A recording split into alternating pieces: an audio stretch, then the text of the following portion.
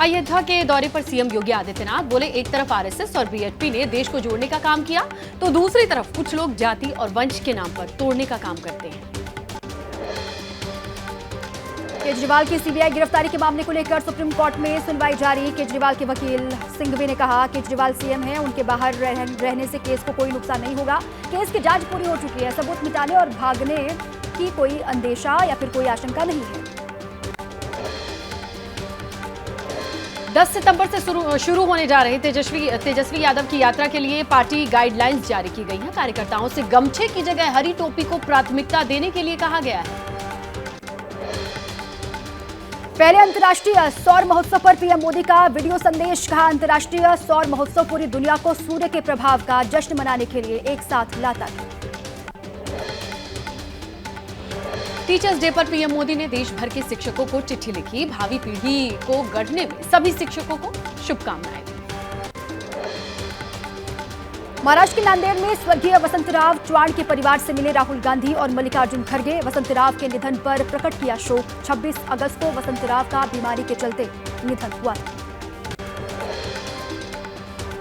हरियाणा चुनाव से पहले बीजेपी को ट्रिपल झटका। भाजपा किसान मोर्चा प्रदेश अध्यक्ष सुखविंदर सिंह मांडी, रतिया से विधायक लक्ष्मण नापा और ओबीसी मोर्चा के प्रदेश अध्यक्ष कर्णदेव काम्बोज ने इस्तीफा दिया। टिकट नहीं मिलने से नाराज थे तीनों नेता। हरियाणा बीजेपी की पहली सूची में 67 उम्मीदवारों के नामों का ऐलान किया गया है। केंद्रीय मंत्री मनोहर लाल खट्टर ने कहा, 1-2 दिन में बाकी बचे हुए नामों की घोषणा कर दी जाएगी। हरियाणा में बीजेपी ने 3 कैबिनेट मंत्रियों के टिकट काटे। बवानी खेड़ा से विशंभर वाल्मीकि, रनिया से रणजीत चौटाला तो सोहना से संजय सिंह का टिकट कटा। हरियाणा की कैथल विधानसभा पर बीजेपी ने लीलाराम गुर्जर को फिर मैदान में उतारा है। लीलाराम के समर्थकों में जश्न का माहौल है। 2019 में लीलाराम ने रणदीप सुरजेवाला को यहां से चुनाव हराया था। हरियाणा में बीजेपी के बड़े नेताओं के परिवार वालों को भी टिकट मिला। तो शाम से किरण चौधरी की बेटी श्रुति को, तो अटेली से राव इंद्रजीत की बेटी आरती को टिकट मिला। आज हरियाणा चुनाव के लिए कांग्रेस की आ सकती है पहली लिस्ट। केंद्रीय चुनाव समिति ने हरियाणा के 66 उम्मीदवारों के नाम तय कर लिए। हरियाणा में कांग्रेस और आम आदमी पार्टी के बीच गठबंधन की कोशिशें जारी हैं। दीपक बाबरिया से मिले राघव चड्ढा, सीट शेयरिंग के फॉर्मूले पर बातचीत। जम्मू कश्मीर विधानसभा चुनाव के तीसरे फेज के लिए अधिसूचना जारी। 40 सीटों के लिए 1 अक्टूबर को होगी वोटिंग। जम्मू कश्मीर की वडगांव विधानसभा सीट से उमर अब्दुल्ला ने पर्चा भरा। जम्मू कश्मीर विधानसभा चुनाव में 2 सीटों से चुनाव लड़ रहे हैं उमर अब्दुल्ला। केंद्रीय मंत्री नित्यानंद राय ने फारूक अब्दुल्ला पर निशाना साधा। बोले, जम्मू कश्मीर में फिर धारा 370 लागू करना चाहते हैं फारूक अब्दुल्ला, लेकिन कोई माई का लाल ये काम दोबारा नहीं कर पाएगा। हिमाचल प्रदेश में दल बदल विरोधी कानून के तहत अयोग्य घोषित किए गए विधायकों को नहीं मिलेगी पेंशन। हिमाचल की सुक्खू सरकार ने पास किया बिल। कांस्टेबल भर्ती परीक्षा में हुई 12 कैंडिडेट्स की मौत पर झारखंड के सीएम हेमंत सोरेन का बड़ा बयान। बोले, कोविड के दौरान लगाए गए दोषपूर्ण टीकों की वजह से लोगों की मौत हो रही है। पीएम मोदी की सिंगापुर के प्रधानमंत्री लॉरेंस वोंग से मुलाकात हुई। दोनों देशों के बीच टेक्नोलॉजी, हेल्थ, सेमीकंडक्टर इकोसिस्टम को लेकर अहम करार हुए हैं।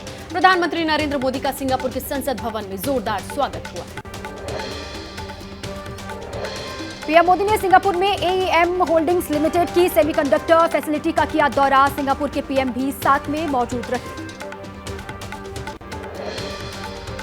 भव्य स्वागत के लिए पीएम मोदी ने सिंगापुर के पीएम का आभार जताया। कहा, सिंगापुर हर विकासशील देश के लिए प्रेरणा है।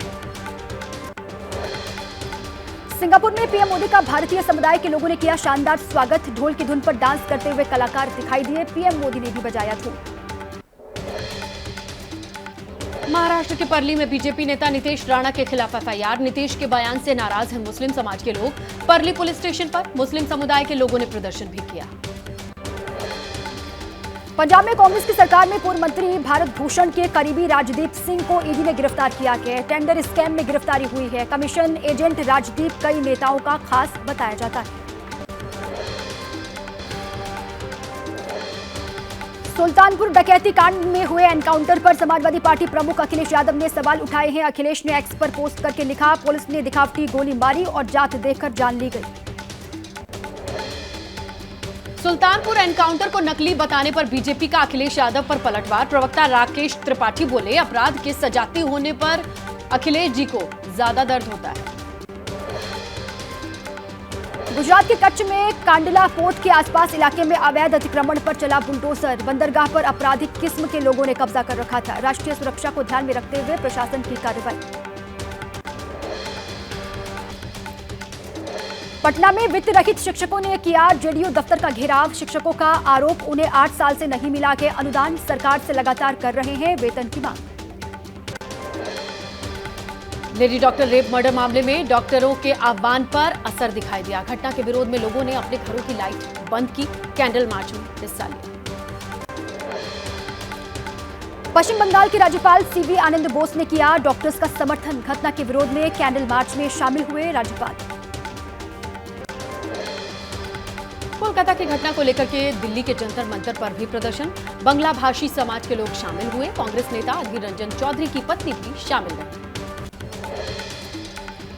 रेप मर्डर केस को लेकर कोलकाता में आज भी जारी रहेगा विरोध प्रदर्शन। बीजेपी और लेफ्ट से जुड़े हुए नेता करेंगे विरोध। ममता सरकार के खिलाफ जबरदस्त आक्रोश। टीएमसी नेता कुणाल घोष का बयान, कहा इंसाफ के लिए प्रदर्शन कर रहे डॉक्टर्स के साथ खड़ी है सरकार। बीजेपी, सीपीआईएम, कांग्रेस जैसी पार्टियों के प्रायोजित किसी भी राजनीतिक कार्यक्रम का विरोध करते हैं। आरजीकर मेडिकल कॉलेज के पूर्व प्रिंसिपल संदीप घोष ने सुप्रीम कोर्ट में दाखिल की है याचिका। कहा कलकत्ता हाईकोर्ट ने भ्रष्टाचार के केस में जांच सीबीआई को सौंपने से पहले उनका पक्ष नहीं सुना। 6 सितंबर को होगी सुनवाई। बहराइच में आदमखोर भेड़िए को पकड़ने के लिए वन विभाग ने बनाई नई रणनीति। प्रभावित क्षेत्र महसी को 3 सेक्टर्स में बांटा गया। हर सेक्टर में 5-5 टीमें तैनात। बहराइच में भेड़ियों के हमले पर वन मंत्री अरुण कुमार सक्सेना का बयान। सीएम योगी मामले पर बहुत गंभीर लगातार ले रहे हैं घटना पर अपडेट। लोगों से फिलहाल एहतियात बरतने की अपील। बहराइच के बाद बरेली में भी भेड़िए का आतंक। खेत पर काम कर रही महिला पर हमला। ग्रामीण बोले, हमला करने वाला जानवर भेड़िया ही था। यूपी के लखीमपुर खीरी में फिर दिखे बाघ के पद चिन्ह। गांव जडोरा में बाघ से दहशत का माहौल बना हुआ है। रात में ग्रामीणों को आती है बाघ के दहाड़ने की आवाज।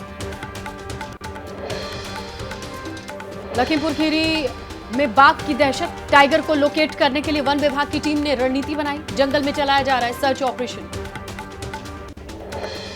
महाराष्ट्र के चंद्रपुर में तेंदुए की दहशत बनी हुई है। खाली घर में तेंदुए के घुसने से इलाके में दहशत का माहौल है। रेस्क्यू में जुटी वन विभाग की टीम। गणपति उत्सव के लिए भक्तों के लिए बीजेपी ने रवाना किया विशेष ट्रेन नमो एक्सप्रेस। ट्रेन के जरिए मुंबई से अपने गांव गणेश उत्सव मनाने जा रहे हैं यात्री।